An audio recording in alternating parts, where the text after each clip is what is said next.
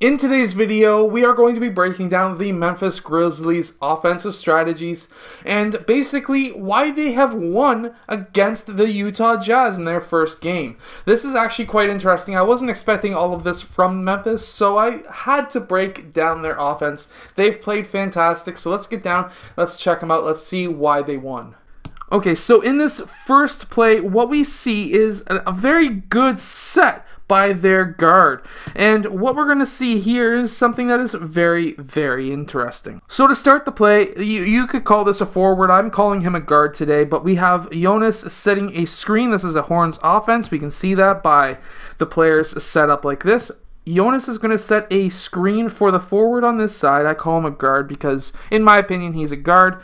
He's going to be popping off of this screen, and he's going to receive that ball at the point. He's going to have that pass from Ja Morant, and Ja Morant's going to clear out to the other side. He's going to actually, instead of clearing out totally, and this is what I really like about Ja Morant, after he passes, he screens for somebody. We need to teach a lot more of our players to do this. Once you pass, do something. Don't just stand there. And we see a screen by Jonas.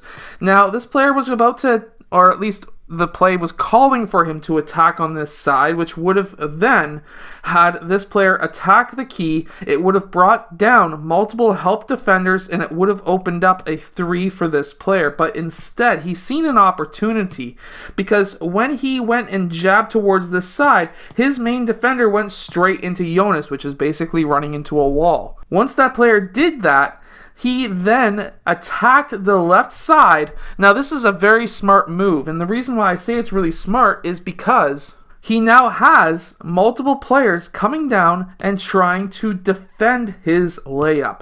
Now, of course, he does make this shot. He makes it very hard to make that shot, but he could have attacked just a bit harder, which would have forced this player to come down and guard him, which would have opened up Dylan Brooks for a wide open three, and believe me, as a fellow Canadian, he is a very good shooter. Now this next play, something that Memphis does like to, but every team likes to as well, run a screen and roll, and it's essentially a 5-out offense. Now something with Ja Morant is he's able to get to the rim quite easily because he's so fast laterally. So he's able to come off of this screen, and then he's able to do a killer cross, or a jab cross, and then he's able to attack the left side. Now, he made a slight mistake. So what he did here was he gathered on both feet to try and go up two-handed against a very good defender in Rudy Gobert. Now, personally, if you're in this situation, you're basically attacking the rim with a very good 7-footer or just a really good center defensively following you. What you can do instead is continue your layup with your left hand towards this side of the court. And then you can go up with your reverse layup left hand. And the reason why I say left hand is because now Rudy Gobert can try and block your shot, but that rim and mesh is in the way. So if you can go up with your left hand, finish left-handed, he cannot go past that. He cannot go over your body, and you're a much faster player than Rudy Gobert. You should be able to get in front of him, one step, two step, and then up. But Ja Morant was unable to do that. This is something else that I used to always say as a player when I was younger and nobody understood what I was saying, which is when you're coming down essentially on a fast break or you're coming down and the defense isn't set yet, dribble into the key and then pop out and then hit the trailing center because he's the slowest man on the court and he is going to be going towards the low post. When you hit that trailing center, you are going to be collapsing the defense. You are then creating multiple three-point options for your teammates and for your center to get multiple assists. And by then getting that ball back into the key, he can then kick it out for a ridiculous wide open three-point shot. Now this inbounds play is very good, so you can slightly push off. Yeah, that's a push off, believe me. At the youth level, you're going to get called for that. But in the NBA, when you're Ja Morant, you're not going to get called for that. You can push your guy into the screen. Well, that's not really allowed, but we can say it's allowed for this video clip because he never got called for it. You can then get that ball on the baseline. You can basically take it baseline. If you can out-jump your defender, and believe me, if you can basically jump into your defender, Mike Conley in this case, you can then essentially get yourself a free layup. If he was to jump up and try to block your shot, he would have made contact with your body, and in that case, he would have got called for the foul. But here, it's just a nice sort of hard layup. Here we have essentially a straight line offense, or there's so many different names for it. It's a 5-out staggered screen away, pin down, but from here, he's able to come off of that pin down. We have a double screen by Jonas, and then Ja Morant puts his man in jail, essentially.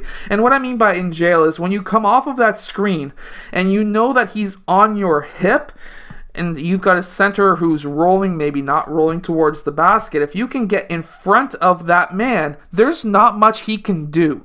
And now with Ja Morant now crossing over towards the right side, he can then use essentially Jonas once again for a layup and a screen.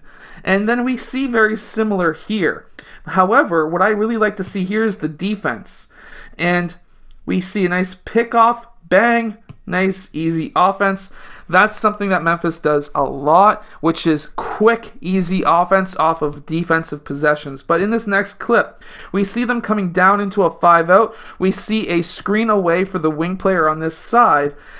We then have Ja Morant pass the ball to the player who just got the screen for him. He puts his man in jail once again, but the player wasn't really riding his back. He then does an in-and-out dribble, and instead of going in for the shot or that layup, what I would have done was to try and kick it out to Ja Morant or to this player.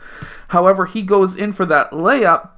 It did go in, but it probably would have been a better decision to give Ja Morant a wide open three, because threes are one more point than twos. However, I'm not going to argue with the fact of getting a 2-point shot, especially when you kind of need it in this point of the game.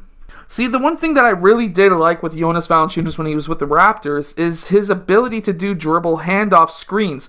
Now, I wish that he could have set this screen much harder. He didn't really set a screen whatsoever here, but I would have liked to see Jonas come just a bit farther up, get that player to run straight into him, and then it would have been a true 2-on-1 situation against this guy.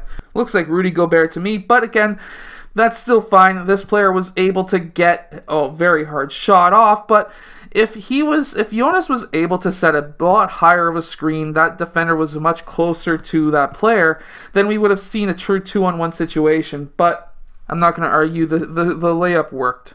So these are some of the ways that Memphis was able to score against the Utah Jazz, and this is how they may actually make this a 7-game series.